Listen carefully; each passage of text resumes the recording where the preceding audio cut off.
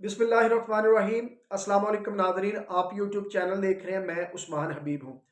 फवाद चौधरी की दरख्वास्त ज़मानत मंजूर कर ली गई है और उनको रिहा कर दिया गया। फवाद चौधरी की गिरफ्तारी दरअसल हुकूमत का हुकूमत के सहूलतकारों का एक घिनौना चेहरा था, एक उनकी साजिश थी और एक ये इंतहाई बुरा अमल था। दरअसल फवाद चौधरी को गिरफ्तार किया गया, इससे पहले आजम स्वाति को गिरफ्तार किया गया, इससे पहले शहबाज गिल को गिरफ्तार किया गया, फिर दीगर सहाफ़ियों को गिरफ्तार किया गया। लेकिन यह गिरफ्तारी अब ही क्यों अमल में लाई जा रही है, जब पहले सियासतदान थे, जो पहले लोग थे, जो आपके आर्म्ड पर्सन को गालियां देते थे, आपकी स्टैब्लिशमेंट के गालियां देते थे, मौजूदा वक्त के DGISI, DGISPR और आर्मी चीफ को गालियां देते थे, तब तो कोई हुकूमती नुमाइंदा, कोई अदारा या कोई एक बंदा इस पे एक्शन नहीं लेता था। दरअसल बात अब आ चुकी है अपनी अना की।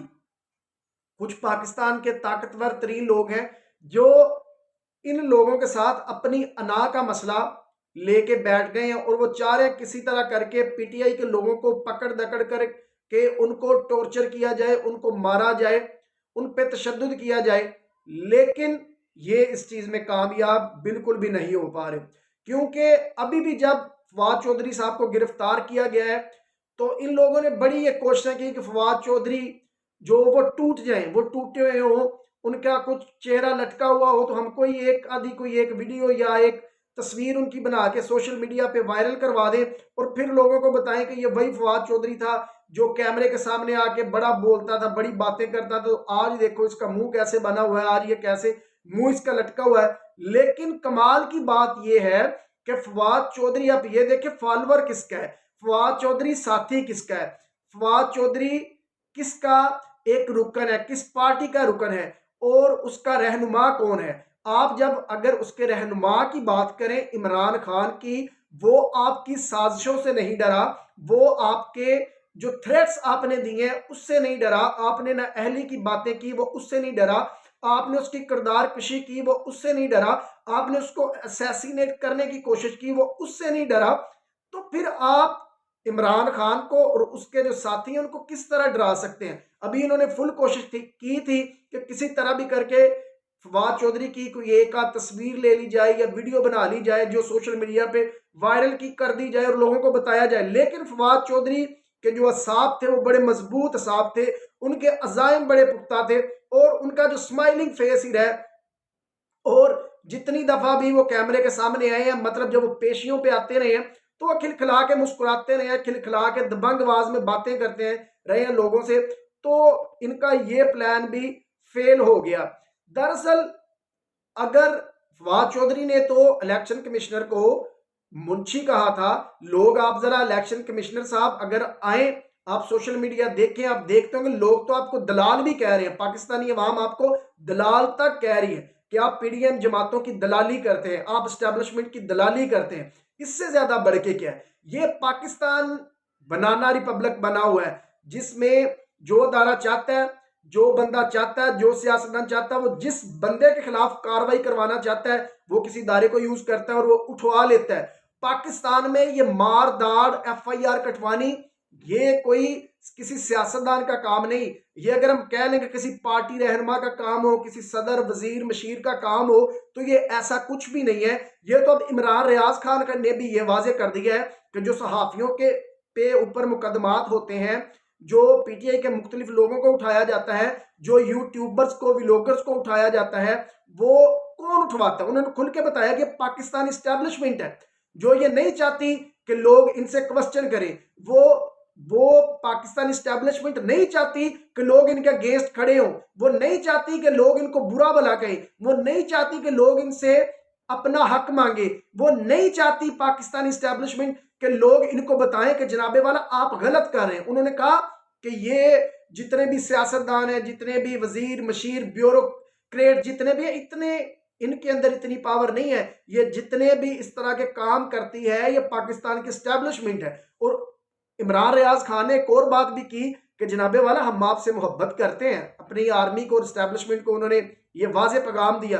अगर आप चाहते हैं कि हम आपसे डर गए हैं तो हम डरने वाले नहीं हैं।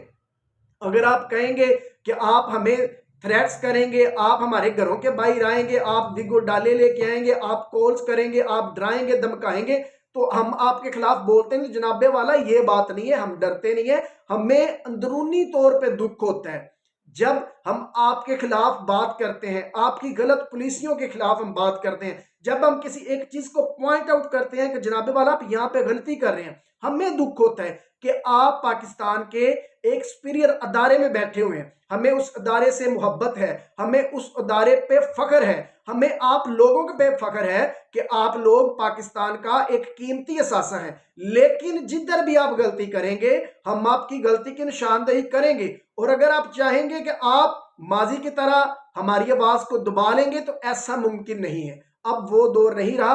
अब आपके सवाल के बदले में आपको सवाल किया जाएगा। अब आप आंख उठाएंगे तो आपको आंख उठा के देखा जाएगा। अब आप यहां से अगर पकड़ेंगे तो आपका हाथ पीछे फेंक दिया जाएगा। आपको कहा जाएगा कि जनाब आपकी जो रिस्पॉन्सिबिलिटीज हैं, आप अपनी रिस्पॉन्सिबिलिटीज पे पूरा उतरे। आपका ये काम नहीं है कि आप हमसे ये इस तरह से क्वेश्चन करें, आप हमें ये थ्रेट करें।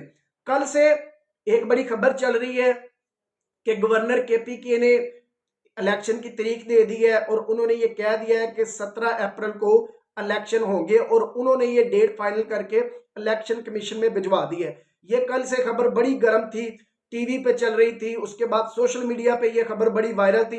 लेकिन आज गवर्नर केपीके ने आज एक बयान जारी किया और उन्होंने कहा जी कल से जो मेरे साथ एक खबर मंसूब की जा रही है कि मैंने इलेक्शन कमीशन को एक खत भेजा और उसमें मैंने कहा है कि 17 अप्रैल को जो इलेक्शन है वो होंगे, सूबाई इलेक्शन, तो ये बिल्कुल बेबुनियाद खबर है। और उन्होंने एक आगे से और बात सुना दी। उन्होंने कहा जी सिक्योरिटी के हालात को मद्देनजर रखते हुए अभी तक पॉसिबल नहीं है कि हम अभी इलेक्शन करवा सकें। हुकूमत, हुकूमती इत्तेहाद और खास करके जो हुकूमत के सहूलतकार हैं वो तो चाह रहे हैं कि जितना भी लंबा हो सके हम इस असम्बली को लेकर चलते रहें। ये जो निगरान हुकूमत आई है ये भी इनके ही बगल बच्चे हैं सारे। ये नकवी जो आया इनका बगल बच्चा, इसने आके ये क्या क्या ब्लंडर करने शुरू कर दिए, कितनी इंतकामी कार्रवाइयां शुरू कर दी हैं।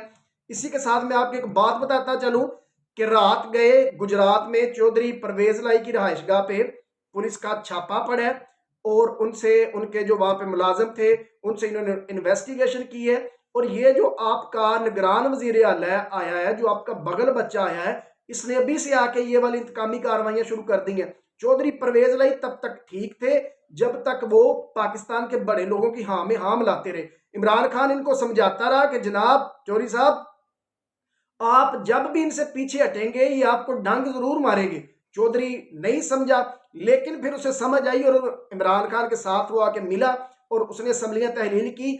और अब इस चीज का अंदाजा चौधरी परवेज लाई को हो चुका होगा कि जब तक वो इन पाकिस्तान के बड़े लोगों के साथ रहता था तब तक वो महफूज था। तो जैसे ही वो इनसे पीछे हटा तो अब उसे तंग करने की भरपूर कोशिश की जा रही है। इसी तरह से शेख रशीद अहमद, हम कहते हैं एस्टैब्लिशमेंट प्रो है, लेकिन इस दौरे हुकूमत में खास करके ये रजीम चेंज ऑपरेशन के बाद जब उन्होंने एस्टैब्लिशमेंट के आमने सामने हुए, जब उन्होंने एस्टैब्लिशमेंट की गलत पॉलिसियों को पॉइंट आउट किया, तो फिर उनके खिलाफ भी अभी ये दोबारा से लाल हवेली वाला मसला इन्होंने उजागर कर लिया है और शेख साहब को भी अभी ये तंग करना शुरू कर दिए हैं। मोहसिन नकवी इनका बगल बच्चा है और ये चाह रहे हैं कि अपने बगल बच्चे के जिम्मे हम ये ज्यादा से ज्यादा काम लगाएं कि ये फला जनाब हमारे जो मुखालिफ है आपने इनको पकड़ना है, इनको टॉर्चर करना है, इनको सलाखों को पीछे डालना है। और नकवी साहब भी इसी डगर पे चल रहे हैं क्योंकि जो छोटे हाजी साहब हैं वो भी बड़े हाजी साहब की नक्शे कदम पे चल गए। अब मोहसिन नकवी के जरिए इस्टेब्लिशमेंट कंट्रोल कर रही है पंजाब को। उसके बाद शाहिद खान अब्बासी जो सीनियर नायब सदर थे पाकिस्तान मुस्लिम लीग नवाज के, अब उन्होंने अपने ओहदे से इस्तीफा दे दिया क्योंकि अभी जैसे ही मरियम नवाज को नायब सदर बनाया गया है तो शाहिद खान अब्बासी ने पहले ये स्टेटमेंट दे दिया था कि हम इस गुलामी में नहीं आएंगे, हम मरियम की जो गुलामी है वो नहीं करेंगे। नून लीग में ये चंद एक लोग होते हैं जिनको कोई अपनी अना की बात आती है, जो सोचते हैं कि हम गुलामी नहीं कर सकते। वैसे तो नून लीग सारी गुलाम इब्ने गुलाम ये इसी एक फिनोमिने पे चल रही है और ये इसी चीज़ को लेके चल रहे हैं कि गुलामी गुलामी गुलामी। पहले नवाज शरीफ की गुलामी, फिर शहबाज की, फिर हमजा की, फिर मरियम की, फिर सफदर की और फिर अभी जुनेद सफदर की, फिर उनके बच्चों की, इसी तरह ये चलते जाएगा। और खाकान बासी ने अपने ओहदे से इस्तीफा दे दिया है। एलपीजी गैस फी किलो 60 रुपए, उसमें मजीद इजाफा कर दिया गया। जो घरेलू सार्फिन एलपीजी गैस यूज करते हैं उनके लिए ये बड़ी हैरत अंगेज खबर है कि 60 रुपए फी किलो के पीछे इन्होंने बढ़ा दिया। अभी बिजली का एक यूनिट वो भी 4 रुपए तक बढ़ाने जा रहे हैं। जो आपके दालें, घी, पेट्रोल, ईच एंड एवरीथिंग पहले ही वो बड़ी महंगी हो चुकी है, एक गरीब आदमी की पहुंच से दूर है।